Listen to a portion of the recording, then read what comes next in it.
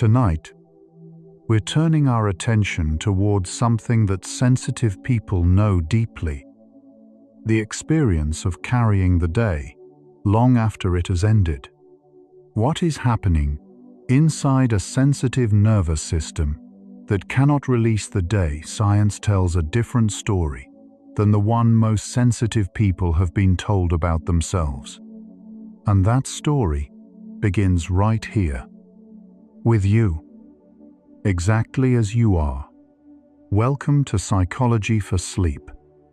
Wherever you are right now, perhaps with the lights already dimmed, your body slowly unclenching from the weight of everything you felt today, allow yourself this particular kind of stillness. We'll move through 100 relaxing facts about sensitive people and the science of letting go. From the neuroscience of a nervous system built to hold everything more deeply, to the quiet biology of release, to the tender truth of why rest is not weakness. It is the very thing a sensitive mind was always reaching toward. These quiet explorations of the sensitive mind build a community of people who finally feel understood. A gentle like, subscribe, or share creates a pathway for other exhausted, tender-hearted souls to find this space. People who have been told their whole lives to simply let go, without anyone explaining why that has always been so much harder for them.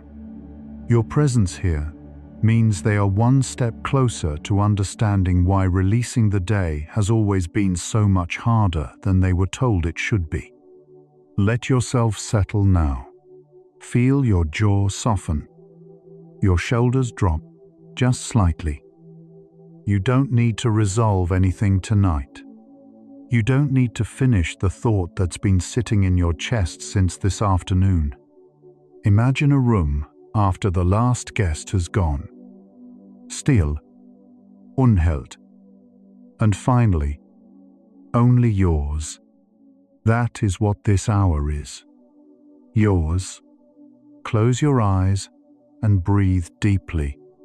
You're where the quietest rooms hold the most. Let your mind soften into its natural depth. And now, we begin.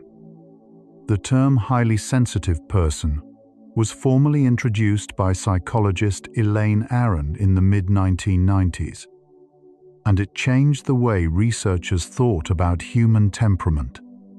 Aron proposed that a significant portion of people are born with a nervous system that processes sensory and emotional information more deeply than others. This isn't a disorder. It isn't shyness. Though sensitive people are sometimes mistaken for shy, it is a specific pattern in the way the brain receives, reflects on, and responds to experience. The trait was given the acronym DOES: depth of processing, overstimulation, emotional reactivity and empathy, and sensitivity to subtleties. Tonight, we'll follow each of those letters into the science of what they actually mean. And we begin here with depth, the feature that makes letting go so much harder than it sounds. Depth of processing is not a metaphor. It describes a measurable difference in neural activity. Brain imaging studies show that when sensitive people view emotional images, several key brain areas light up more strongly than in others. These include the insula, the anterior cingulate cortex, and the mirror neuron system, regions linked to awareness and empathy. This means a sensitive person isn't simply feeling more, they are processing more, running the experience through more neural circuits, cross-referencing it with more memories, and constructing a richer, more layered internal response. That thoroughness is a feature But it also means experiences don't pass through quickly. They settle in, they leave more behind. Sensory processing sensitivity has been documented in over 100 other species, from insects to primates. In humans, estimates of how many people carry this trait vary across studies, most falling somewhere between 15 and 30% of the population, which suggests this is not a flaw, but an evolved survival strategy maintained across vast stretches of evolutionary time.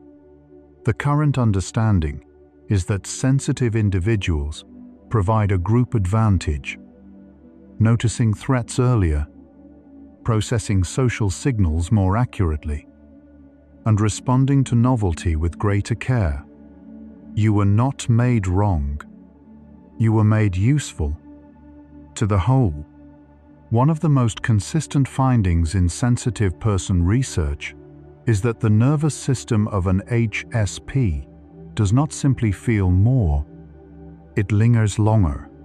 Psychologists call this longer-lasting affect after an emotional experience, whether positive or negative. The physiological and neurological response takes more time to return to baseline in highly sensitive people. Heart rate, cortisol levels, and subjective emotional intensity all tend to remain elevated for longer periods. This is not a choice. It is not rumination in the pejorative sense. It is a biological wind-down rate that is simply slower. The day takes longer to metabolize. And the night, because of this, often begins before the day is fully done. The nervous system of a highly sensitive person has a lower sensory threshold, meaning it begins registering stimulation at lower intensities than the average nervous system. This applies across nearly all sensory channels: sound, light, texture, temperature, thruster, and importantly, social and emotional information. What most people would experience as background noise, a sensitive person often registers as signal: a shift in tone of voice, a slight change in someone's facial expression, a silence that lasted a beat too long. These inputs arrive, and the deeper processing system catches them, tags them, and begins working on them, often without the person's conscious awareness or choice. By the end of a day full of ordinary interactions, a sensitive nervous system has processed an enormous amount of material that another nervous system may not have registered at all. Research across multiple studies has found that highly sensitive people are more affected by both positive and negative environments than non-sensitive people, a finding that has led researchers to describe the trait as heightened environmental sensitivity rather than simply vulnerability. HSPs respond more strongly to supportive conditions as well as to stressful ones. In optimal environments, calm, safe, emotionally warm, sensitive people tend to flourish more than their non-sensitive peers. This is sometimes called the for better and for worse effect, or more formally, differential susceptibility. You are not simply more vulnerable to difficulty, you are more responsive to everything. That means tonight, this gentle, unhurried hour is likely to reach you more deeply than it would reach most. The relationship between high sensitivity and sleep has become an area of active research. A sensitive nervous system that struggles to downregulate at the end of the day often shows higher pre-sleep arousal, a state of continued alert processing. that delays the onset of sleep. The brain is not broken. It is still working. It is still processing the sensory and emotional residue of the day, still cross-referencing, still organizing. Pre-sleep cognitive arousal in particular, the experience of thoughts continuing to move through the mind as the body tries to rest, appears more often in HSPs than in the general population. Understanding this reframes the experience entirely. The mind is not misbehaving. It is finishing its work. The question science is now asking is how to give it permission to stop, letting go, as neuroscience understands it, is not a passive process. It requires active inhibition, the brain deliberately suppressing ongoing processing to allow a new state to emerge. The prefrontal cortex plays a central role in this inhibition, sending signals that quiet activity in the amygdala and the default mode network. In HSPs, this network appears more active even during quiet moments, consistent with the deeper processing that defines the trait. This means the baseline from which letting go must happen is already more activated. The starting point is higher. The distance to stillness is longer, and arriving there, when it finally happens, deserves to be understood as an accomplishment, not a given. The amygdala, the brain structure most associated with emotional memory and threat detection, shows heightened reactivity in highly sensitive individuals. Functional imaging studies have found that HSP's amygdalae respond more strongly to emotional images, particularly those depicting interpersonal situations, pain, and social rejection. This heightened response is not the same as anxiety disorder.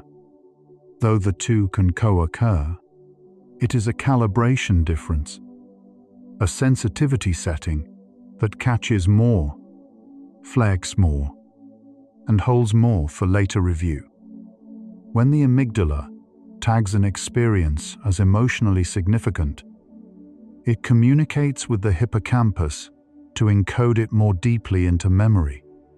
This is why sensitive people often remember things others have long forgotten. Not because they are dwelling, but because their brains encoded the experience with higher emotional resolution. So the first piece of the answer to tonight's central question is already clear. What is happening inside a sensitive nervous system that cannot release the day it is processing? Deeply, thoroughly, and with higher resolution than a non-sensitive system would use. The struggle to let go is not a character flaw. It is the natural consequence of a nervous system doing its job more completely than the average. The question isn't how to stop being sensitive. It is how to give this kind of processing the conditions it needs to complete itself, which is exactly what the research is beginning to show, and what tonight is designed to gently provide: the concept of emotional granularity. The ability to distinguish between specific emotional states with precision is highly developed in sensitive people, where a less sensitive person might experience a general sense of unease. An HSP might accurately identify that what they are feeling is specifically the low-level sadness of an interaction that felt slightly dismissive, layered over residual tiredness from a week that asked too much. This precision is not overthinking. It is emotional literacy, operating at high resolution. Research by Lisa Feldman Barrett and others has shown that people with higher emotional granularity tend to respond to negative experiences more adaptively over time. but they first have to fully process what they're feeling, and that takes time. The parasympathetic nervous system, sometimes called the rest and digest system, is responsible for moving the body out of alert states and into restoration. For sensitive people, the transition from sympathetic activation to parasympathetic dominance tends to be slower and more effortful. Heart rate variability, a measure of how fluidly the nervous system shifts between these states, is an area of growing research interest in HSP populations. Some findings suggest that while sensitive people have similar baseline heart rate variability to others, the recovery from social and emotional stress takes longer and requires more deliberate conditions of safety. The body is listening. It moves toward rest when the signals are consistent and gentle. One of the subtler aspects of high sensitivity is sensory processing sensitivity at the level of interoception, the perception of internal body states. Sensitive people tend to be more aware of their own heartbeat, breathing, tout digestive sensation, and subtle physical discomfort. This heightened internal awareness is part of the same deep processing system that makes HSPs more empathetic and more aesthetically responsive. But at the end of a long day, interoceptive sensitivity can work against rest. The body's residual tension, the tightness in the throat from an earlier emotion, the slight ache behind the eyes from too much screen light, registers more loudly. Noticing these sensations is the first step to releasing them, which is perhaps why sensitive people, when they finally do learn to rest, often rest more completely than others. The phenomenon of emotional contagion, the unconscious absorption of other people's emotional states, is significantly more pronounced in highly sensitive people. Research using measures of facial mimicry and physiological synchrony has found that HSP's mirror neuron systems respond more strongly to observed emotion, and that this response is less filtered by social or cognitive distance. This means that after a day of ordinary human contact, a sensitive person may be carrying not only their own emotional residue, but fragments of the emotional states of everyone they encountered. A colleague's frustration, a stranger's grief glimpsed in passing, a friend's unexpressed anxiety. These are not imagined. They are registered, and before sleep can come, they need somewhere to go, which is why silence, at the end of the day, is not emptiness for a sensitive person. It is essential processing time.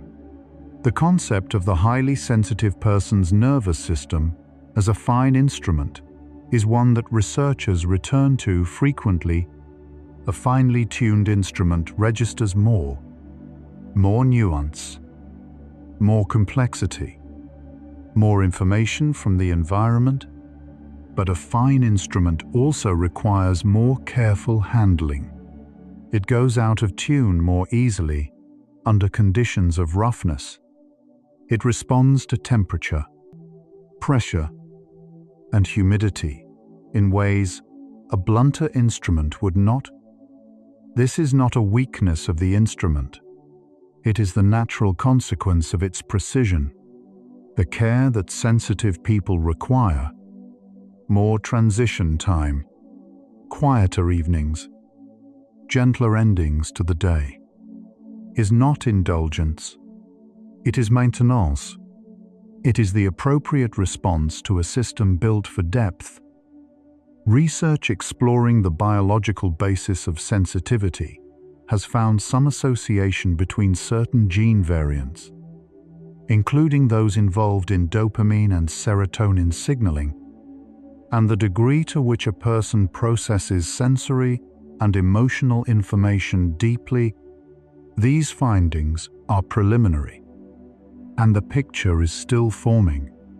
What they suggest, tentatively, is that sensitivity has a partial genetic foundation, a starting point that environment then shapes in profound ways. This is not determinism. It means that the tendency to notice more, to find more meaning in ordinary experiences, and to be more affected by both positive and negative input is not learned behavior that could simply have been trained away. It is a starting point, one that tonight, as always, deserves to be met with understanding. The overlap between high sensitivity and the nervous system's response to beauty is one of the most gently fascinating aspects of the research.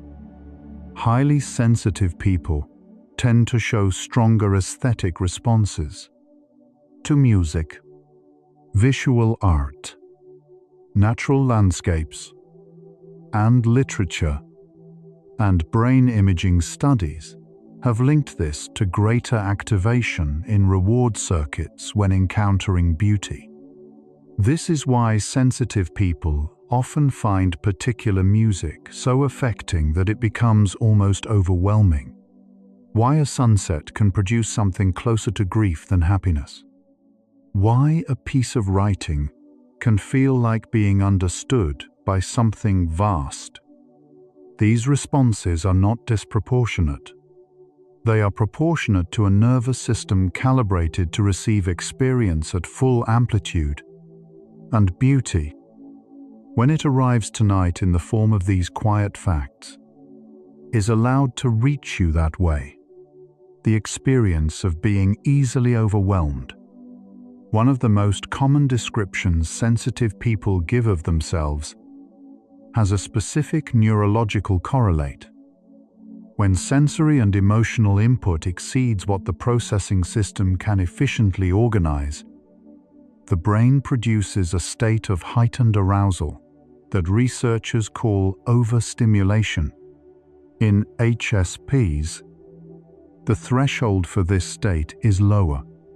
The processing system reaches capacity sooner because it is doing so much more with each incoming piece of information.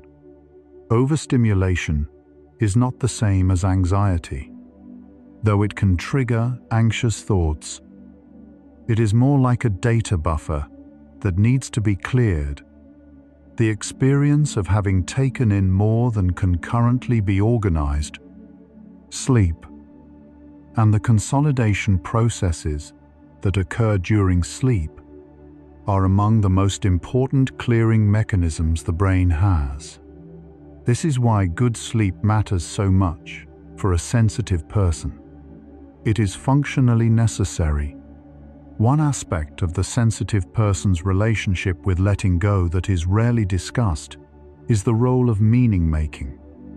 Highly sensitive people do not simply experience events. They contextualize them, connect them to larger narratives, and search for their significance. A casual remark carries weight because it might mean something about the relationship. A disappointment lingers not just as a feeling but as a question. What does this tell me? This depth of meaning-making is part of the same cognitive style that makes sensitive people thoughtful, creative, and capable of profound insight. But it also means that even small events generate a greater processing load. Before the meaning is found, the event cannot fully be released. And some events resist easy meaning. Those are the ones that stay longest in the quiet of the night. The relationship between high sensitivity and creativity is well established in the research literature, though it is worth pausing to understand why. Sensitive people tend to have more highly interconnected associations between stored memories and concepts, a neural feature sometimes called loose cognitive boundaries. where others see categories. Sensitive people see connections, where others see distinct experiences. Sensitive people sense the threads running between them. This cognitive style generates creative insight and aesthetic appreciation.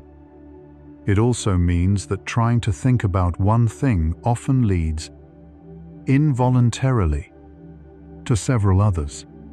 A thought about tomorrow leads to a memory from 3 years ago, which connects to a feeling that has been unnamed all week. This is not distractibility. It is the natural movement of a mind built for interconnection. Gently, tonight, we allow those connections to slow. Sleep architecture in highly sensitive people is an area of emerging research. Preliminary findings suggest that HSPs may spend proportionally more time in certain stages of non-REM sleep associated with emotional memory consolidation. During slow-wave sleep, the deep, restorative stage of the sleep cycle, the brain performs a kind of housekeeping, transferring emotionally tagged experiences from short-term hippocampal storage to longer-term cortical memory. This process involves deciding what to keep, what to integrate, and what to let the emotional charge drain from.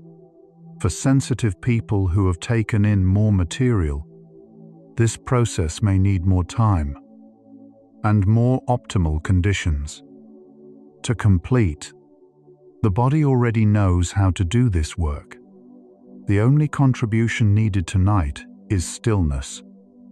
Cortisol, the hormone most associated with the stress response, follows a natural daily rhythm, rising sharply in the morning to support alertness and falling through the afternoon and evening.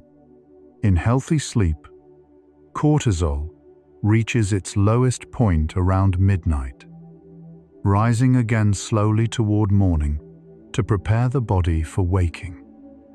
Research has found that in individuals who struggle with pre-sleep arousal, a population with significant overlap with HSPs, evening cortisol levels tend to remain slightly elevated, suggesting that the stress system has not fully completed its daily wind-down.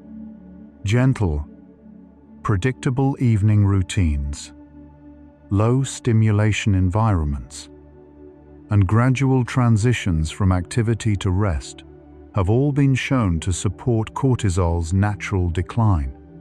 The body is not resisting rest. It is waiting for the signal that the day is genuinely over. The glymphatic system, the brain's waste clearance network, operates primarily during sleep, using cerebrospinal fluid to flush metabolic byproducts and cellular debris from neural tissue. Research over the past decade has increasingly linked glymphatic function to overall brain health and disrupted sleep to reduced clearance efficiency.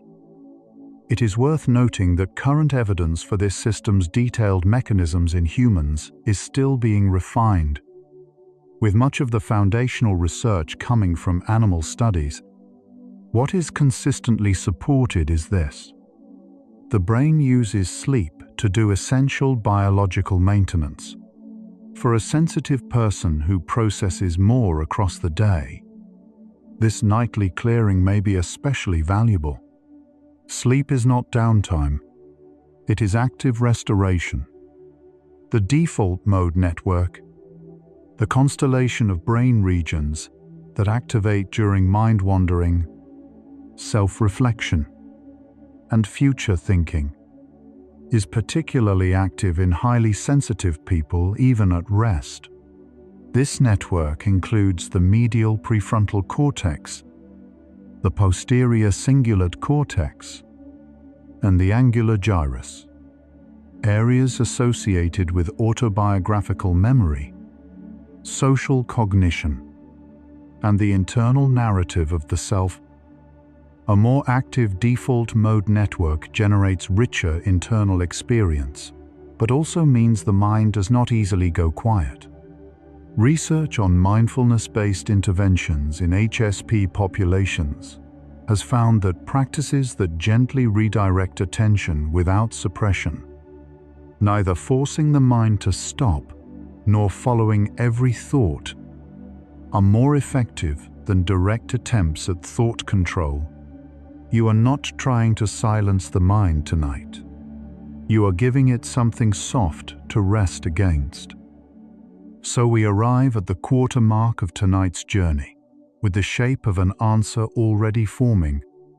A sensitive nervous system struggles to let go because it is built to hold more deeply, more accurately, and with more cross-referencing than the average nervous system. The difficulty releasing the day is not weakness, and it is not pathology. It is the natural consequence of a brain doing more, carrying more, and needing more time and gentler conditions to complete what it begins. In the next part of our journey, we'll follow the science of what actually helps, the specific conditions, the neurological processes, and the quiet moments that allow even the most thoroughly activated sensitive nervous system to finally, gently, release its hold. We continue. Every cell in your body knows how to sleep. This state has been repeated millions of times before you were born. Across every ancestor who ever rested in the dark, you don't need to learn this. You don't need to earn it. The oldest wisdom your body carries is this one: how to still itself, how to trust the dark, how to let the processing continue without you. You don't need to do anything. It knows how. We continue. Research on interoceptive awareness, the conscious perception of internal body sensations, has shown that highly sensitive people have higher baseline interoceptive sensitivity, meaning they register internal signals more accurately and more constantly than the general population. A study published in 2022 found that individuals with high sensory processing sensitivity showed greater activity in the insular cortex when attending to their own heartbeat, a region central to interoceptive processing. This heightened self-awareness has clinical relevance. It means sensitive people are excellent at early detection of changes in their own physical or emotional state. But it also means the body's residual tension after a stimulating day registers more loudly and stays more present. The path to release runs through this awareness, not around it. One widely discussed framework for understanding the nervous system shifts between alertness and rest proposes 3 broad states: a socially engaged, calm state, a mobilized, stress-responsive state, and a more contracted, withdrawn state. This framework remains the subject of ongoing scientific discussion, with some researchers questioning its specific neuroanatomical claims, while others find it a useful lens for clinical work. What the broader neuroscience does consistently support is this: the body moves toward rest when it genuinely perceives conditions of safety. For sensitive people, who may be more finely attuned to the physiological cues that signal safe from unsafe, the quality of the environment matters more. Providing those conditions, as this hour is designed to do, is not a trick. It is a fundamental biological principle. One of the most consistent predictors of pre-sleep arousal in HSPs is what researchers call unfinished emotional business. The experience of interpersonal or emotional events from the day that have not reached a sense of resolution. Sensitive people are more likely to carry unfinished emotional business into the evening, not because they are less resilient, but because their processing system is still working on it.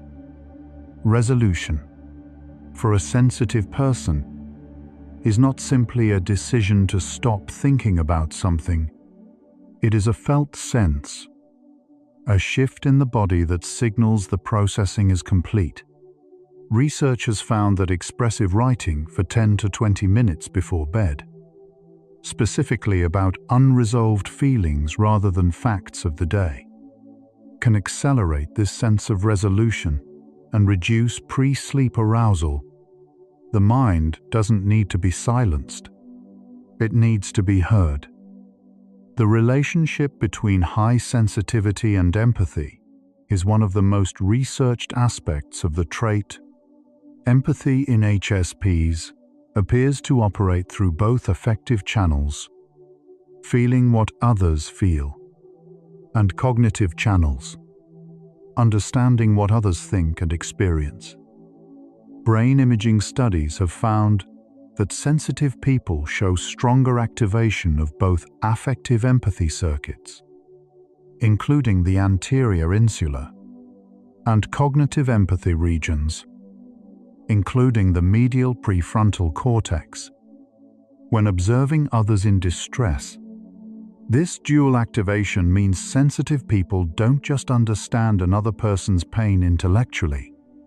They feel it physically and emotionally in a way that takes time to discharge. The empathic response is real. The residue of it, at the end of a day of ordinary human contact, is equally real. Letting it go requires acknowledging that it arrived, which is itself an act of self-compassion. Sleep and emotional regulation are deeply interconnected for all people, but research suggests this connection is amplified in HSPs. A well-slept, sensitive person is more resilient, flexible, and emotionally regulated than a sleep-deprived one. Brain imaging research has found that a single night of total sleep deprivation can increase amygdala reactivity by up to 60%, and that even milder, chronic sleep restriction across several nights produces a similar pattern of emotional amplification. For a sensitive person who already begins with a more responsive amygdala, this effect has meaningful consequences. Sleep is not a retreat from sensitivity. It is the mechanism that keeps sensitivity within a range the body can sustain. The tendency of highly sensitive people to rehearse and replay social interactions has a name in psychological research: post-event processing. Originally studied in the context of social anxiety, post-event processing describes the tendency to mentally review an event after it has ended, typically focusing on what went wrong, what could have been said differently, or how the person came across. Research has found that post-event processing is more common and more prolonged in HSPs. Independent of anxiety levels, this is not the same as rumination in the clinical sense. For HSPs, post-event processing often generates genuine insight, an understanding of the emotional dynamics of a situation that may be useful. The difficulty is not the processing itself. It is the timing. Doing this work in the minutes before sleep is not what the brain prefers. The neurological concept of affective forecasting, the brain's tendency to project current emotional states into the future, is relevant to understanding why sensitive people sometimes feel as though a difficult day will never end. When the emotional processing system is still activated, the brain's default prediction for the near future is more of the same. Research on affective forecasting has consistently found that humans, and sensitive people in particular, tend to overestimate how long negative emotional states will last and underestimate how effectively ordinary recovery processes will work. The irony is that a sensitive person's brain, by processing so thoroughly, is actually better positioned to integrate and recover than a less sensitive one. The thoroughness of the processing is both the cause of the difficulty and the foundation of the eventual release. Research on the relationship between high sensitivity and the immune system is still early but suggestive. Some studies have found that HSPs show different inflammatory response patterns to psychological stress, with some evidence of greater initial activation and, in supportive conditions, more effective regulation over time. The neuroimmune connection. The bidirectional communication between the nervous system and immune function is well established, and the specific mechanisms by which stress affects immune markers are an active area of research. What this suggests for sensitive people is that the conditions of rest are not only psychologically valuable, but physiologically protective. The body's capacity to regulate itself at every level improves when the nervous system is allowed to downregulate. Tonight is that permission, the concept of sensory gating, the brain's mechanism for filtering incoming sensory information to prevent overstimulation, is thought to operate differently in HSPs. Sensory gating involves a pre-attentive process in which the brain suppresses its response to repeated or irrelevant stimuli, allowing attention to focus on what is new or important. Studies using electroencephalography have found that sensory gating efficiency may be reduced in individuals with high sensory processing sensitivity, meaning more stimulation reaches higher-order processing centers. This is consistent with the subjective experience of sensitive people that the background hum of a room, the faint smell of something nearby, the texture of a fabric, all continue to register when others have long since filtered them out. It is not imagined, it is measured, and it explains why quiet, darkness, and physical comfort are not preferences for an HSP. They are necessities. The role of sleep in emotional memory processing was clarified significantly by research over the past 2 decades. During REM sleep, the brain reactivates emotionally charged memories, but in a neurochemical environment, stripped of norepinephrine, the neurotransmitter associated with the acute stress response. This unique condition allows the brain to essentially refile the emotional memory with its emotional charge reduced. The experience is remembered, but the raw feeling attached to it becomes softer. Researchers have described this as sleep, to forget the feeling while remembering the fact. For highly sensitive people who encode emotional experiences at higher resolution, this REM-based emotional smoothing process is likely especially valuable. The memories don't disappear. They simply stop hurting quite so much. Research on high sensitivity and the experience of awe, the emotion produced by encountering something vast, beautiful, or beyond ordinary comprehension, has found that HSPs experience awe more frequently and more deeply than non-sensitive individuals. or appears to have a specific set of physiological effects. It reduces activity in the default mode network, quiets self-referential thinking, and produces a state researchers describe as small self, a temporary easing of the usual boundaries between self and surroundings. This is, physiologically, very close to what the early stages of sleep induction aim to achieve.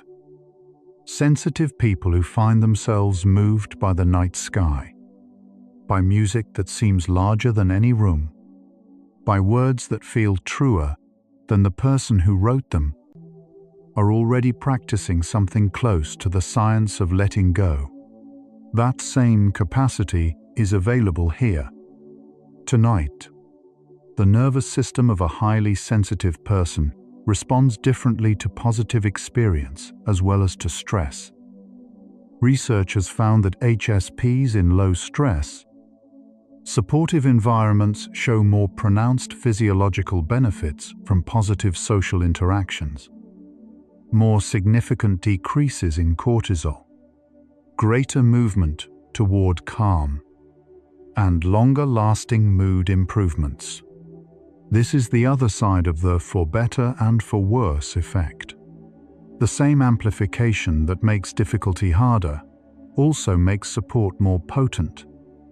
This hour, intentionally calm, deliberately unhurried, designed to carry your nervous system gently toward rest, is reaching you more completely than it would reach someone less sensitive.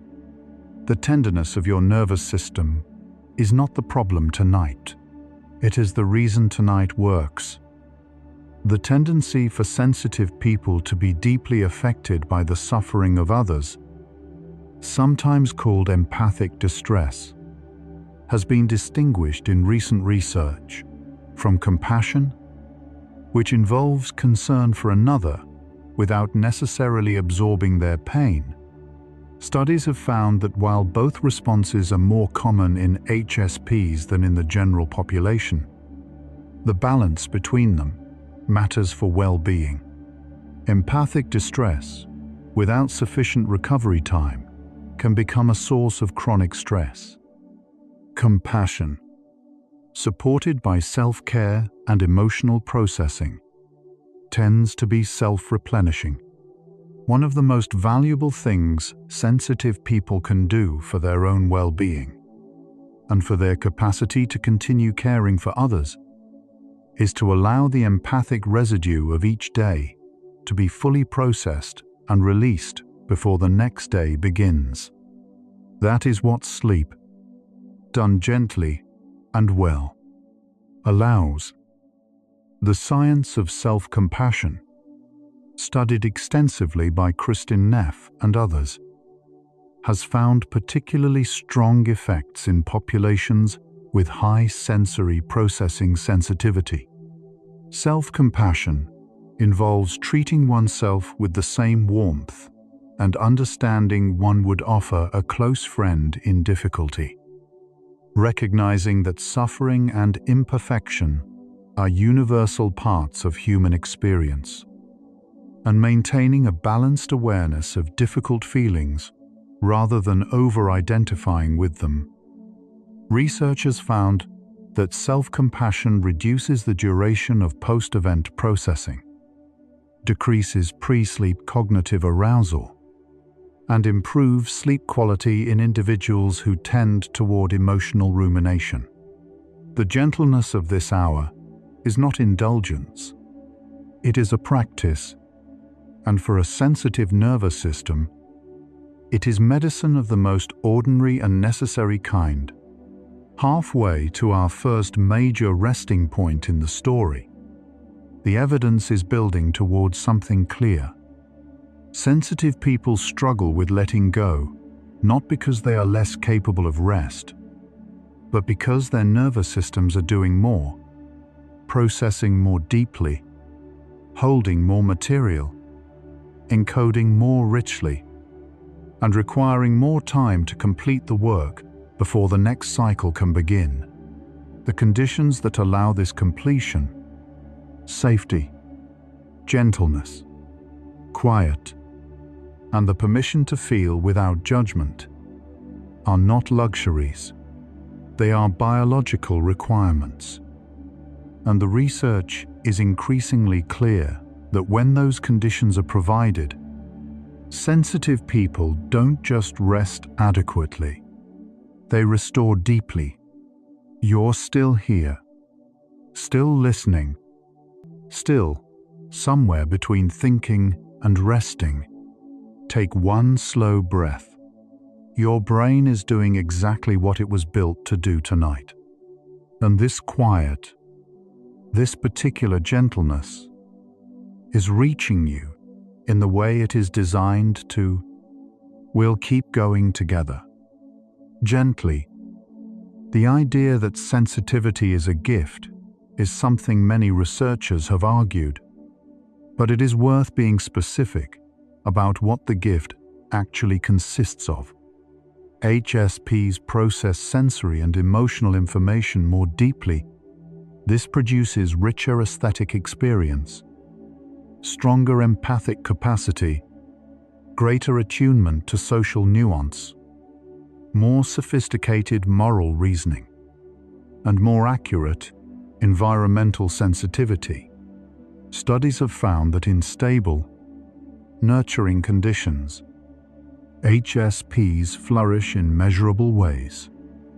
The trait becomes difficult not because of what it is, but because the world is frequently calibrated for a less sensitive majority. The exhaustion a sensitive person feels at the end of a full day is not a sign of fragility. It is the cost of operating a precision instrument in conditions designed for a blunter one. One of the most helpful reframes emerging from current sensitive person research is the shift away from the language of disorder toward the language of fit. High sensitivity is not inherently problematic.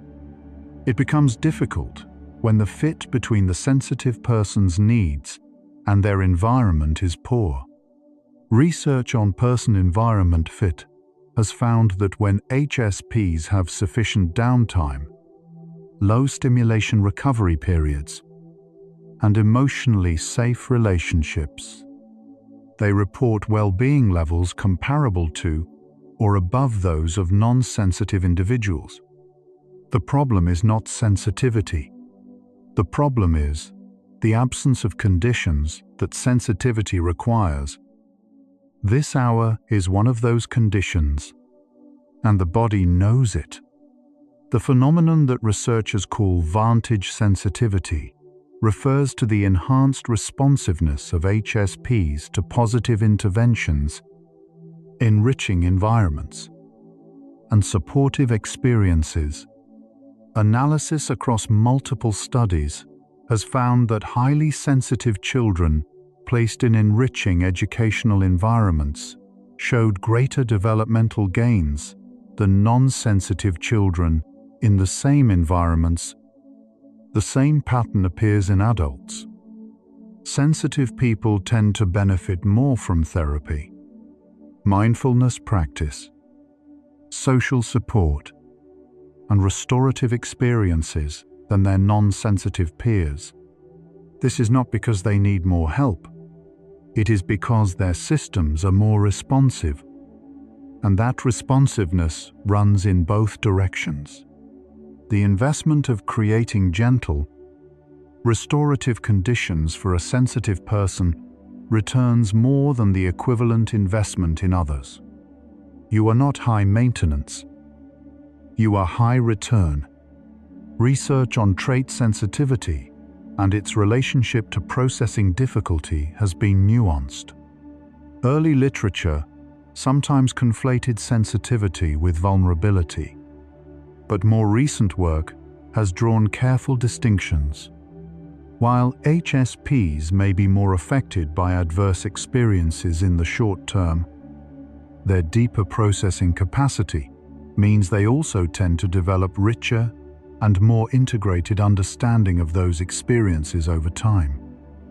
studies on post-traumatic growth, the positive psychological changes that can follow significant adversity, have found that traits associated with high sensitivity, including depth of processing and empathic engagement, are among the more consistent predictors. Sensitive people are not more broken by difficulty, they are more changed by it. And change, when conditions allow, tends to run toward growth. The connection between high sensitivity and artistic expression is one of the most consistently noted aspects of the trait. Highly sensitive people are overrepresented among artists, writers, and musicians whose work involves translating internal experience into external form. This is understood to reflect the richer, more textured internal landscape that depth of processing generates, the greater availability of emotional memory, the stronger aesthetic response, the more elaborate internal associations. For a sensitive person lying awake, with thoughts still moving, the experience is not meaningless noise. It is the same capacity that, expressed and given form, becomes art. Tonight, it is given rest, which is where the next expression will come from. Research on the sleep microarchitecture of individuals with high sensory processing sensitivity is still in early stages, but some consistent findings are emerging. HSPs appear to have more frequent microarousals during sleep. Brief periods of lighter sleep that may not be consciously registered, but that fragment the overall sleep architecture. These microarousals may be related to the same lower sensory threshold that characterizes waking sensitivity. The sleeping brain of an HSP continues to register more from the environment, temperature fluctuations, small sounds, minor physical discomforts, and briefly surfaces in response. This is why sleep environment conditions are particularly valuable for sensitive people. The qualities of the room continue to matter after the eyes close. The science of sleep onset, the process of falling asleep, describes a transition through several distinct stages, each associated with specific brainwave patterns. Stage 1 of non-REM sleep, the lightest stage, is characterized by theta waves, slow, rhythmic oscillations of 4 to 8 cycles per second. Many HSPs report difficulty sustaining this transition without intrusive thoughts or hypnic jerks. The sudden muscle contractions that occasionally occur at sleep onset. Researchers found that hypnic jerks are more common when the nervous system enters sleep from a state of higher arousal, consistent with the pre-sleep activation often reported by HSPs, slowing the breath, softening the body, and reducing cognitive engagement. As this hour is designed to support, helps the transition to theta begin naturally. The brain waves are already moving in that direction. One of the most widely replicated findings in sleep science is that temperature plays a central role in sleep initiation. Core body temperature must drop by approximately 1 to 1.5 degrees Fahrenheit for sleep to begin. This temperature decline is driven by vasodilation, the opening of blood vessels in the hands and feet, which allows heat to dissipate from the body's surface. Sensitive people, with their more reactive autonomic nervous systems, may experience greater variability in this process depending on their emotional state before bed. A body that is still physiologically activated, still processing, still holding the residue of the day, retains heat longer. This is one of the physical mechanisms by which emotional processing and sleep onset are linked. As the processing completes, the body cools. As the body cools, sleep arrives. Research on what is sometimes called the highly sensitive person's paradox describes the observation that sensitive people often need more rest than others to function well, while simultaneously finding it harder to achieve that rest. The same features that make rest necessary: higher processing load, greater emotional residue, stronger interoceptive awareness, also make the conditions for rest more specific and harder to maintain. Understanding this paradox is, itself, part of the solution. When sensitive people recognize that the difficulty of unwinding is structural rather than personal, a feature of the system rather than a failure of effort, they are better able to approach the evening without self-criticism, which itself reduces the cognitive arousal that delays sleep. The paradox is understood, the conditions are provided, the rest becomes possible. We are halfway through tonight's journey, and the answer to our central question is forming with more precision. Letting go is harder for sensitive people because their nervous systems process more, hold more, and need more specific conditions to complete that processing before rest can begin. But the same research that documents this difficulty also points directly toward what helps: safety, gentleness, quiet, permission, the gradual provision of a sensory environment calibrated to what a sensitive nervous system needs. What you are doing right now, lying still, breathing slowly, allowing these words to carry your attention somewhere softer than the day, is not passive. It is an act of physiological intelligence. Your body is already beginning to do what it knows how to do. The memory you believe most strongly is actually reconstructed each time you recall it. Right now, your brain is not replaying a fixed record of the day. It is rewriting it, softening some edges, integrating what has been learned, releasing what no longer needs to be held at full resolution. Tonight is part of that draft. You don't need to do anything. The revision is already in progress. We continue. The nervous system has its own wisdom about what it needs. Research on allostasis, the body's active process of maintaining stability through change, has found that the nervous system continuously adjusts its baseline in response to the conditions it encounters. In the presence of chronic stress or overstimulation, the allostatic baseline shifts upward, keeping the system in a state of higher alert as a protective measure.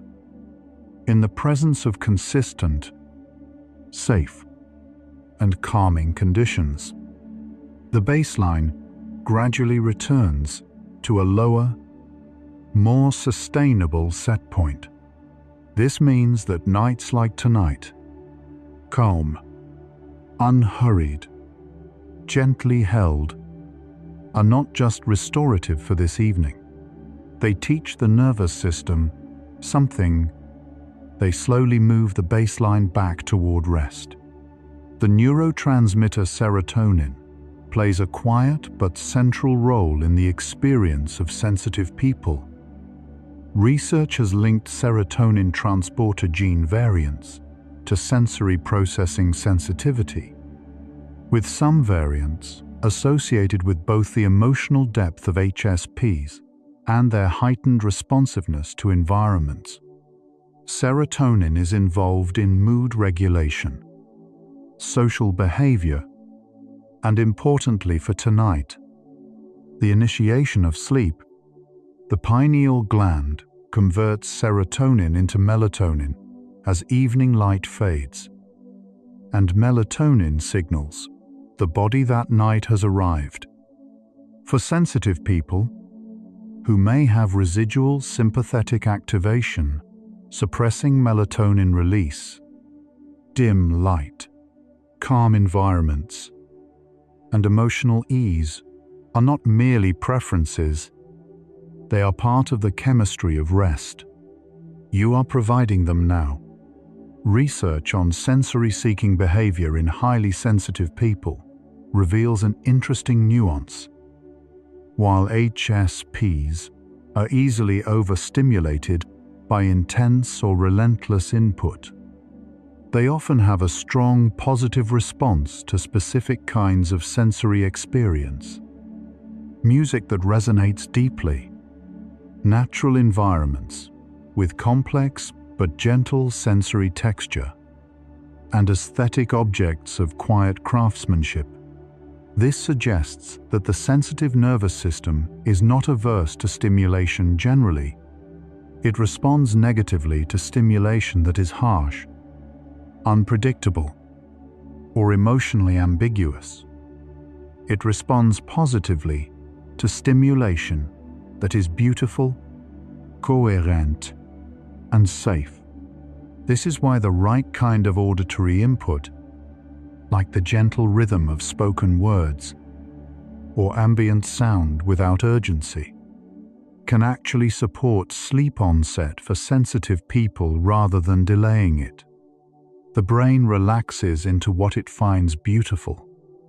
Research on the relationship between high sensitivity and attachment style has found that HSPs are more likely to develop secure attachment in consistently nurturing environments and more likely to develop anxious attachment in unpredictable or invalidating ones, a pattern consistent with their greater environmental susceptibility. In adulthood, attachment patterns influence sleep in measurable ways. Secure attachment is associated with better sleep quality, lower pre-sleep arousal, and faster sleep onset. Anxious attachment is associated with heightened vigilance and more frequent night waking.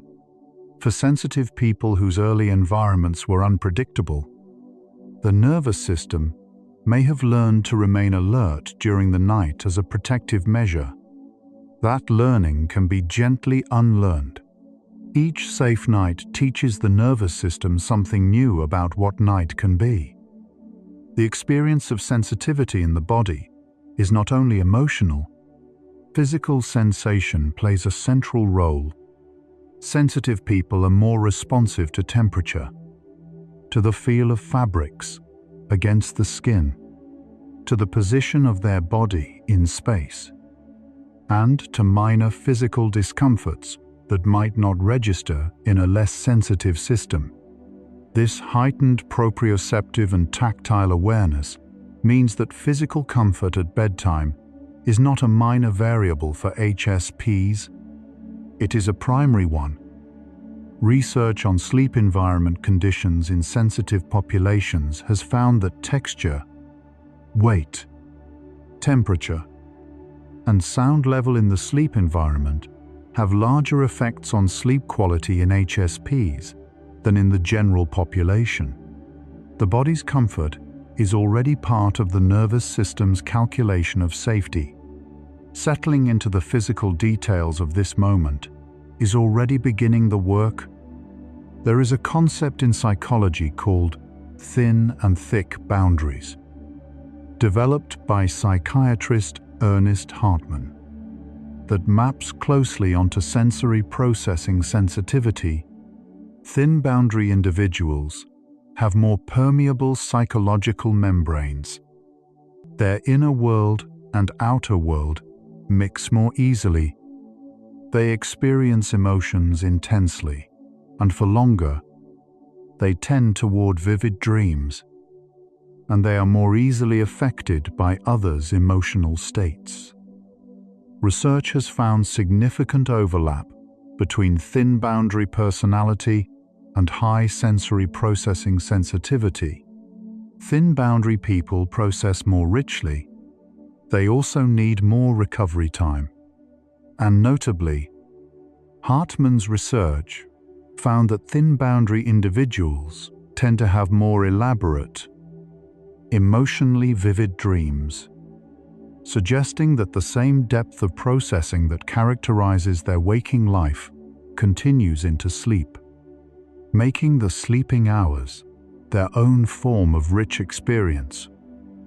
The science of nature's effect on sensitive people is worth a quiet pause. Research on nature exposure and stress recovery has found that natural environments, forests, bodies of water, open skies, produce faster physiological recovery from stress than urban environments, with measurable effects on cortisol, heart rate variability, and self-reported well-being. Sensitive people show stronger responses to these nature effects than non-sensitive individuals, consistent with their heightened environmental responsiveness. The concept of soft fascination, the gentle, effortless attention that natural patterns evoke, as distinct from the directed, effortful attention of focused tasks, is understood to allow the brain's restorative processes to operate. Listening to the quiet facts of the world that has always been larger than any difficult day is its own form of this. The mind rests by moving gently through what it finds beautiful. The brain's capacity for neural quieting, the gradual reduction of spontaneous neural firing during rest, is influenced by adenosine, a chemical byproduct of neural activity that accumulates throughout the day and creates sleep pressure. As adenosine levels rise, the drive to sleep increases. For highly sensitive people who generate more neural activity across the day, processing more inputs, running more cross-referential computations, producing richer internal responses, adenosine accumulation may be greater. This means that the tiredness a sensitive person feels by evening is not only emotional or psychological, it is chemical. It is the physical weight of a day of deep processing, and the release that sleep brings is not only rest, it is the body clearing the specific load that sensitivity generates. Mindfulness research has found particular relevance for sensitive populations. Studies have found that mindfulness practice, specifically the non-judgmental observation of present moment experience, including thoughts and feelings, without attachment or aversion, reduces pre-sleep cognitive arousal more effectively in high reactivity individuals than in low reactivity ones. This is consistent with the Vantage sensitivity principle. HSPs respond more strongly to effective interventions. The non-judgmental observation of what the mind is doing, simply noticing, without trying to stop or change, turns out to be precisely what a deeply processing nervous system needs. Not suppression, which increases activation, not distraction, which postpones rather than resolves, but gentle, patient witness. The mind that has been seen can rest. The immune system's relationship with sleep is bidirectional. Sleep influences immune function, and immune activity influences sleep. During sleep, the immune system performs maintenance tasks, producing cytokines and activating repair mechanisms that are suppressed during waking activity. Research has found that sleep deprivation impairs immune function measurably, while restorative sleep enhances it. For sensitive people, who may be more physiologically responsive to their environment, including its emotional and relational qualities, the immune benefits of genuinely restorative sleep carry particular significance. The body's capacity to protect itself, to repair itself, and to meet the next day with full resources depends, in part, on how completely this night is given to rest. Research on the relationship between creativity and the dreaming brain offers a quiet reassurance to sensitive people who sometimes worry about the relentless activity of their minds. REM sleep, the stage associated with vivid dreaming, is also the stage most strongly associated with creative problem-solving, insight, and the formation of novel associations between disparate concepts. Studies have found that REM sleep improves performance on tasks requiring creative thinking, and that the loosened inhibitory control of the dreaming brain allows connections to form that waking, directed thought suppresses. For a sensitive person whose waking mind makes rich associations and finds meaning in everything, the sleeping mind may be doing something similar. In its own language, what the waking mind began, the dreaming mind completes. The science of restorative niches, Elaine Aron's term for the specific environments and activities that allow sensitive people to recover, has been expanded by subsequent research.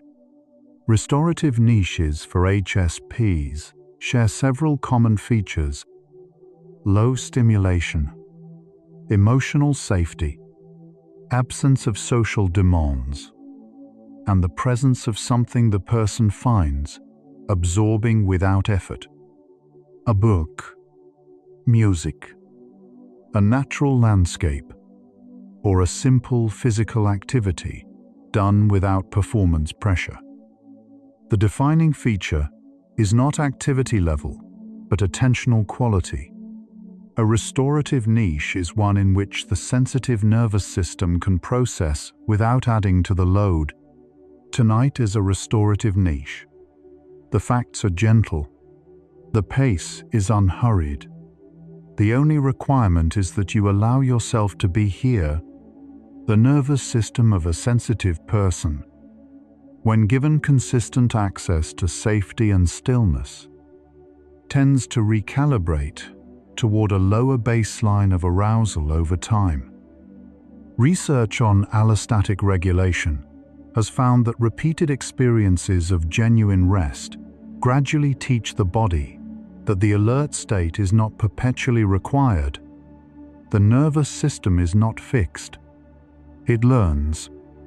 Each night that ends in genuine rest is a small lesson in what night can feel like. Each quiet hour that does not demand anything adds to a slowly growing record that stillness is survivable. That the world, for this moment at least, is not asking anything more of you. The neuroscience of gratitude has found that practices of grateful attention, noticing and acknowledging what is present and good, produce measurable changes in neural activity, including reduced activity in self-critical circuits and increased activation in dopamine and serotonin pathways. For sensitive people, who tend to process negative experiences more thoroughly than positive ones, a feature known as negativity bias. Deliberate practices of appreciative attention can partially offset this natural asymmetry. Research has found that brief gratitude practices before bed reduce pre-sleep cognitive arousal and improve subjective sleep quality. The quiet facts of tonight. The science of what you are, why you feel what you feel, and why none of it makes you wrong, are offered in this spirit, as something to rest against. By this point in the journey, a new understanding is settling. The sensitive nervous system does not struggle with letting go out of weakness, avoidance, or excessive attachment. It struggles because it holds everything at higher resolution, processes everything more thoroughly, and requires more specific conditions before the processing can genuinely complete. The research on what helps: safety, gentleness, quiet, permission, and enough time, is consistent and clear. And what emerges from that research is not a program of correction for the sensitive person. It is a description of what the sensitive person has always needed, what tonight is designed to be. We continue. Research on sleep and identity consolidation is an emerging area that feels particularly relevant to sensitive people. During sleep, the brain does not only consolidate explicit memories, the facts and events of the day. It also processes and integrates emotional and relational experiences that contribute to the ongoing sense of self. For sensitive people who engage deeply with every experience, who find meaning in ordinary interactions, and who hold an elaborate internal narrative of who they are and how they move through the world, this nightly identity work may be especially active. Sleep is not only the body resting, it is the self, quietly reconstituting.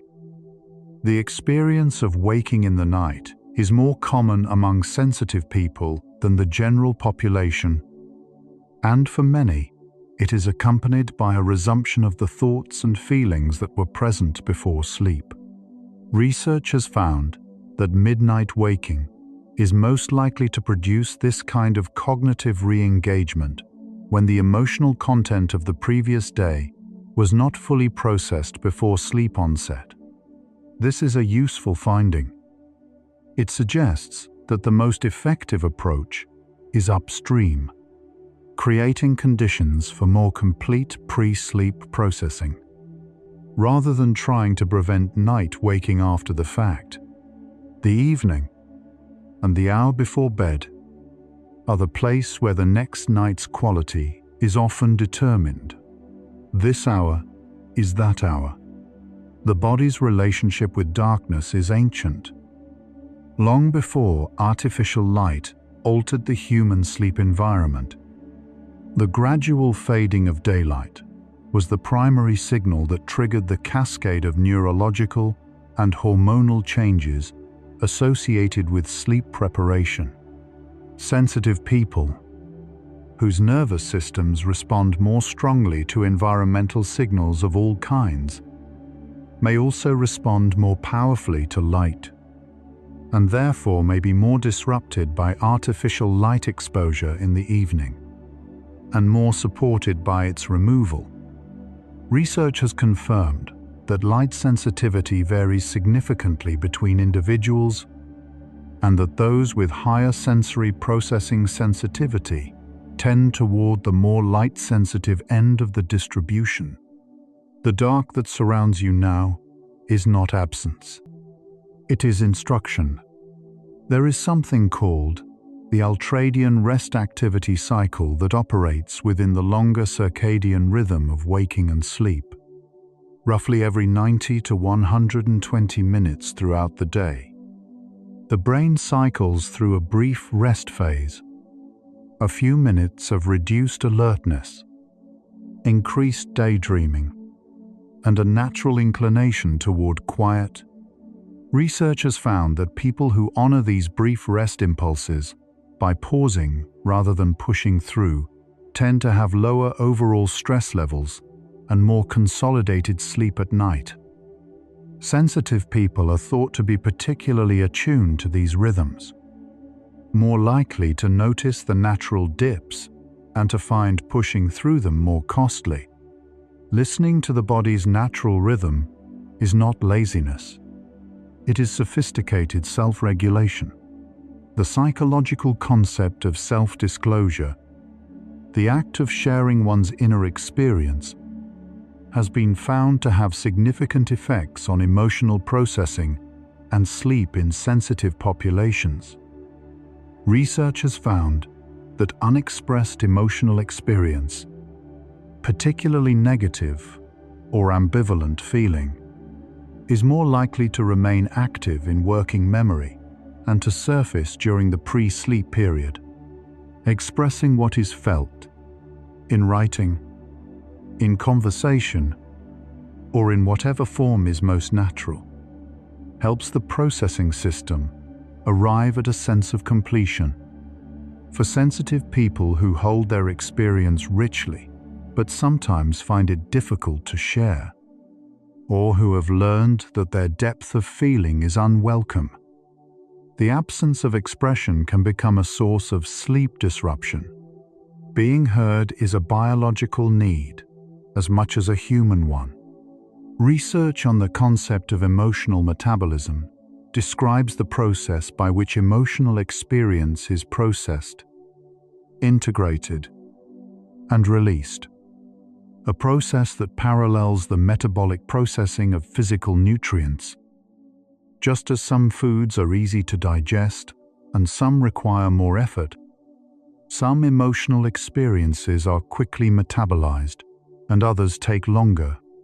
For sensitive people who consume emotional experience at a higher dose than others, the metabolic load is simply greater.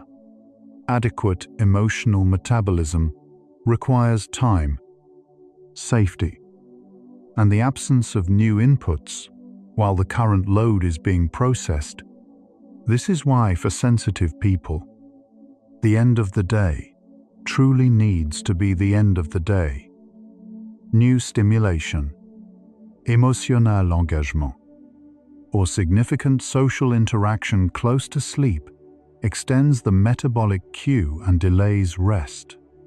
The science of emotional granularity, developed by researcher Lisa Feldman Barrett, proposes that the brain constructs emotional experience from predictions based on past experience, current body state, and situational context. High emotional granularity means the ability to construct fine-grained, specific emotional categories rather than broad, undifferentiated ones. Research has found that higher emotional granularity is associated with better emotional regulation, more adaptive responses to negative experience, and better well-being over time. Sensitive people's natural tendency toward emotional precision, their ability to identify exactly what they are feeling with nuance and accuracy, is, according to this research, a genuine resource. When combined with the permission to actually feel what they feel, it becomes the most direct route through experience to release. The vagus nerve, the longest cranial nerve, running from the brainstem through the thorax and abdomen, is the primary conduit of the parasympathetic nervous system and plays a central role in the body's capacity to down-regulate from states of stress. Research has found that practices that directly engage this nerve, slow diaphragmatic breathing, humming, and gentle physical touch, support parasympathetic activation. For sensitive people, slow breathing during the pre-sleep period is among the most direct physiological levers available. The breath is not a metaphor for letting go. It is the mechanism. Each slow exhale is a direct communication to the nervous system. The danger has passed. You can release now. Research on the experience of highly sensitive people across the lifespan has found that self-understanding significantly moderates the well-being costs of the trait. HSPs, who understand their sensitivity, who have language for it, who recognize it in their own history, who can distinguish between being overwhelmed and being broken, report substantially better quality of life and fewer chronic sleep difficulties than those who have not yet arrived at that understanding. The research on this is consistent. Knowing what you are and why you are is a form of self-compassion that produces measurable biological effects. The brain processes experience differently when it is understood. The nervous system settles more completely when its needs are recognized as legitimate. Tonight is part of that recognition. You are not too much. You were made this way. The answer to tonight's central question, what is happening inside a sensitive nervous system that cannot release the day, is now clear. The sensitive nervous system is not failing to let go. It is completing a more complex process of integration. It is doing more with everything it receives. And it needs more time, more specific conditions, and more gentle permission before that process can reach its natural conclusion. Letting go is not a failure of will for sensitive people. It is a nervous system doing exactly what it was built to do. And that understanding, that the difficulty itself is a sign of the depth, not a sign of the damage, changes the relationship between a sensitive person and their own experience of night. The rest that follows from this understanding is different from the rest that tried to happen before it. It is rest that knows it belongs. Sleep doesn't come when you try to sleep. It comes when you stop trying. Your nervous system has been working faithfully all day, processing everything that arrived, holding everything that needed, holding. It has done its job completely. This is exactly the moment when the job becomes something different. Not processing, not holding, but releasing. Simply releasing. You don't need to help. Let go. Sensitive people feel beauty more deeply. Research confirms this. The same neural systems that register pain also register beauty. And in HSPs, both are amplified. It is a nervous system calibrated to receive experience at full amplitude. What a beautiful world it is to move through so completely. You were built for this kind of noticing. And tonight, there is nothing left to notice except the quiet. The brain sorts memory while you sleep. What hurt today will be filed more gently by morning. The feeling softens. The fact remains. Sleep is the quiet librarian who tends the archive while the reader rests. You don't need to sort anything now. The sorting is already happening. Gently, on your behalf. Research has found that sensitive people recover more fully from a genuinely restful night's sleep than non-sensitive people do. The system that was engaged more completely is restored more completely. The gift of rest is proportional to the depth of the day, and this has been a deep day. The restoration waiting on the other side of tonight is proportional to everything you felt and carried. Every emotion a sensitive person experiences leaves a trace in the body. Research on somatic markers shows this. Emotion is physical before it is cognitive. Letting go begins in the body. The jaw unclenching, the breath deepening, the shoulders releasing their long hold. You don't need to decide to let go. You only need to let the body begin. and then follow where it leads. The neural pathway for compassion and the neural pathway for rest share common territory. Acts of gentleness toward oneself activate the same parasympathetic circuits that sleep initiation requires. Being kind to yourself tonight is not separate from falling asleep. It is the same movement. One gesture, two gifts. Sensitive people who have been told their whole lives to toughen up carry a particular kind of tiredness. Not just the tiredness of the day, the tiredness of holding themselves differently than they are. Research on authenticity and well-being has found that the effort of suppressing one's natural responses is one of the most physiologically costly forms of stress the body can sustain. Stopping that effort, even for one quiet hour, is itself a form of deep rest. You can be exactly what you are. There is no performance required here.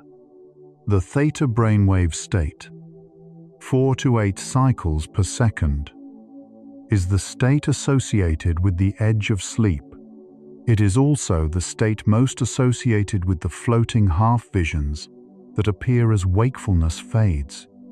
For sensitive people, whose visual imagination is more active and whose inner world is more richly populated, this threshold state is often particularly vivid.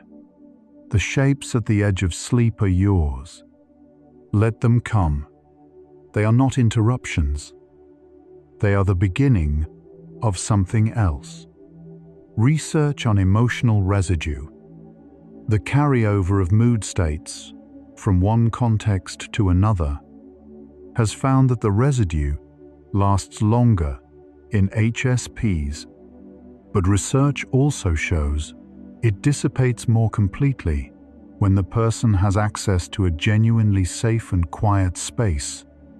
The residue doesn't hold forever. It releases into safety. That is what this hour is.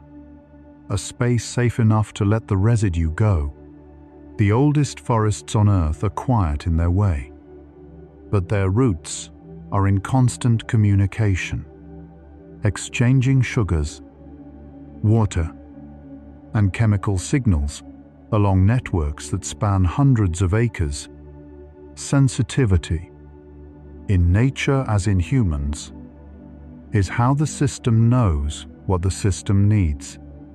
It is how the forest survives winter, and how you, too, have survived everything the day asked of you.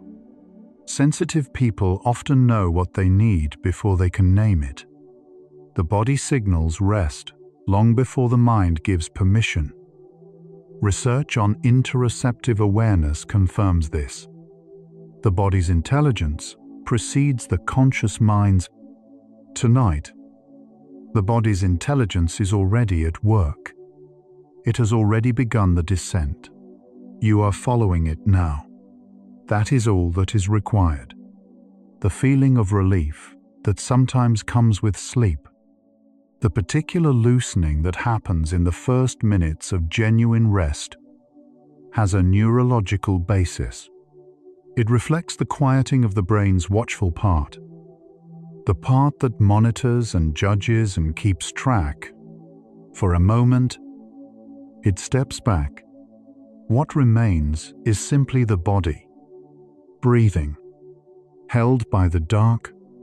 Research on what sensitive people most commonly describe as restorative has found that silence is consistently near the top, not the forced silence of trying to quiet a noisy mind, the natural silence that settles when there is simply nothing left to process. That silence is available tonight. It has been here all along. It was always waiting beneath the noise of the day. The autonomic nervous system does not require permission to begin the shift toward rest. It requires conditions. When the conditions are right, safety, quiet, warmth, dim light, slowed breath. The shift begins on its own. You are not making this happen. You are allowing it. There is a difference. And tonight you know which one this is. The melatonin in the body has been slowly producing since the light faded is reaching its peak concentration now. It moves through the bloodstream quietly, signaling every organ and every cell that night has come. The body believes it. The mind is catching up. Let it. So why do sensitive people struggle with letting go? Not because they hold too tightly, but because they hold so completely, so faithfully, with such deep fidelity to what they have received. Letting go, for a sensitive person, is not abandonment. It is completion. The deep processing that held the day now releases it, with understanding, with care, with full acknowledgement that it mattered. Research has found that the final thought before sleep can influence the emotional tone of the night that follows. Gentle, appreciative, or curious thoughts, as the last conscious content, tend to be followed by more positive dream affect and a more restored morning mood. What you offer the mind as it fades matters. This fact is a gentle offering. Let it be the last thing that asks something of you tonight. The heart rate slows measurably in the minutes before sleep. Research using wearable monitors has found that a reduction of 10 to 15 beats per minute typically accompanies the transition from drowsy wakefulness to light sleep. The body is already slowing. The numbers are already changing. This is already happening whether you notice it or not. Sensitivity is not a problem to be solved. It is a way of being in the world that requires a different kind of care. Research on sensitive person well-being has found that the single strongest predictor of flourishing in HSPs is self-understanding, knowing what you are and why. You understand now. You have understood for a while. The rest follows from understanding. The body knows how to sleep. It has always known, across the entire span of human existence. In every climate and condition, bodies have moved toward rest when the conditions of safety were present. Your body carries this ancient knowing. It is not waiting for instructions. It is waiting for permission, and you have given it that tonight. Everything that was felt today was real. Everything that was processed was worth processing. Everything that lingered for reasons that made sense in the logic of a sensitive nervous system doing its job. And now, gently, without loss, the day is complete.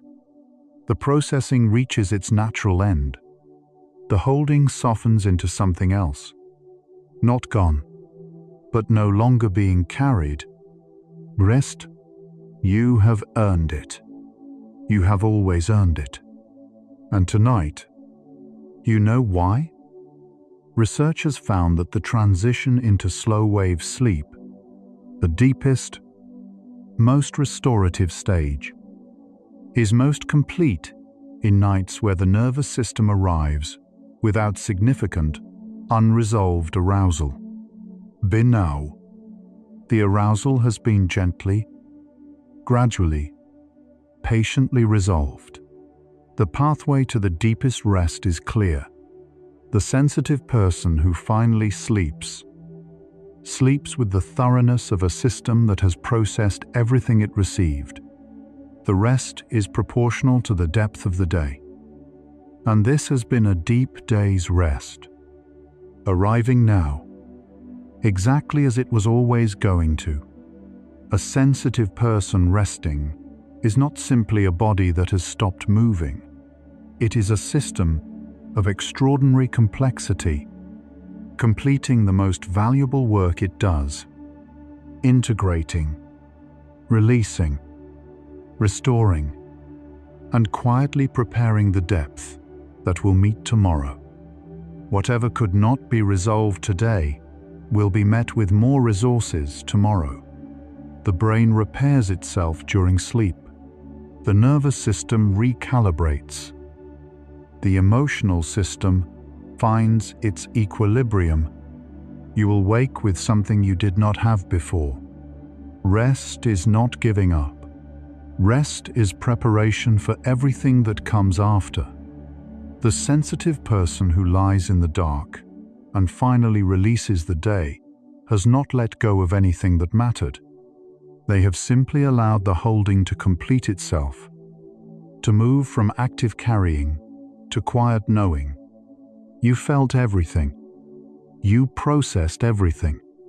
And now, gently, without loss, for you rest.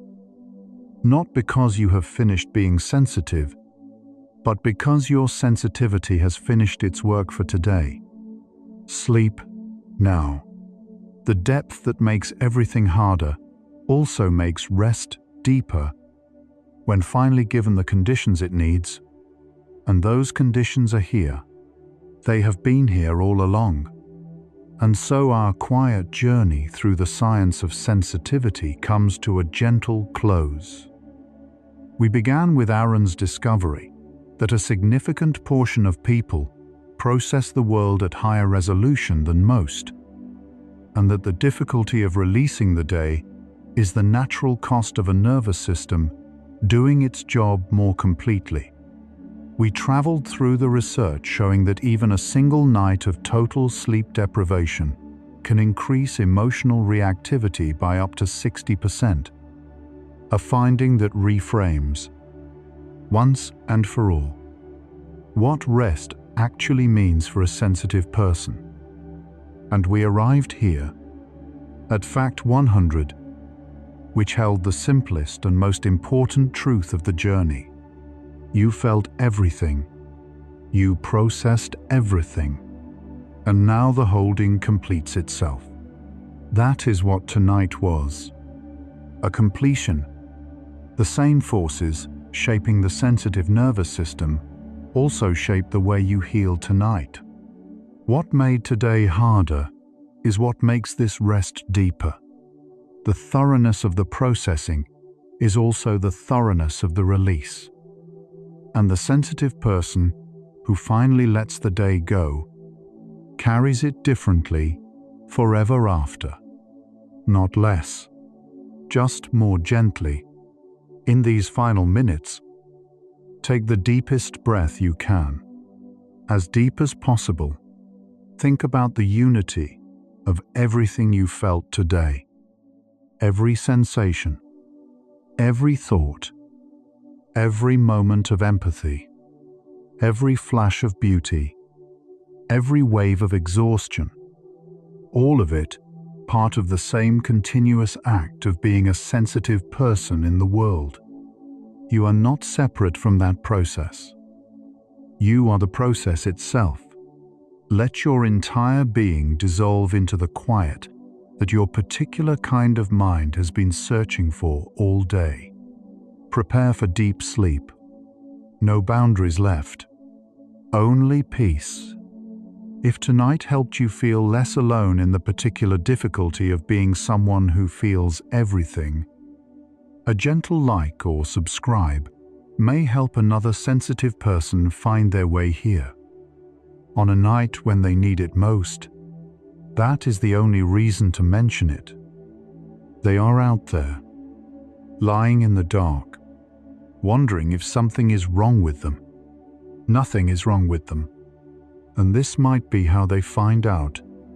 Whatever you've been carrying today, the replayed conversation, the unresolved feeling, the weight of having taken in more than most people even noticed, you don't need to carry it into sleep.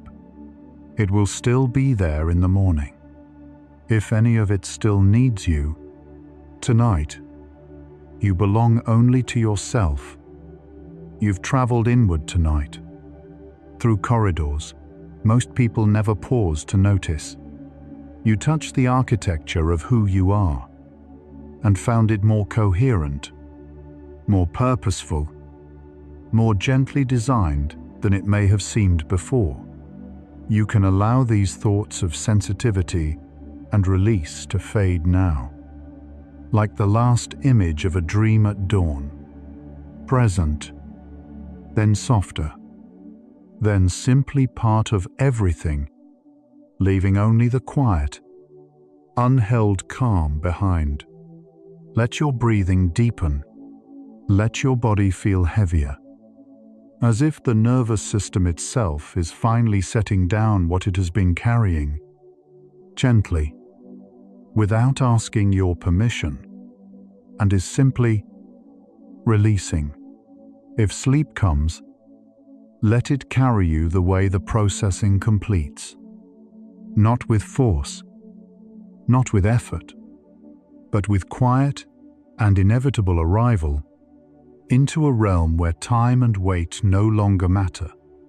If your eyes are still open, the next video is waiting for you, ready to continue the journey. But if they're closed, stay there. Stay in the darkness that feels safe and warm. Tomorrow, your sensitivity will still be there, still tending, still noticing, still finding what others miss, still becoming.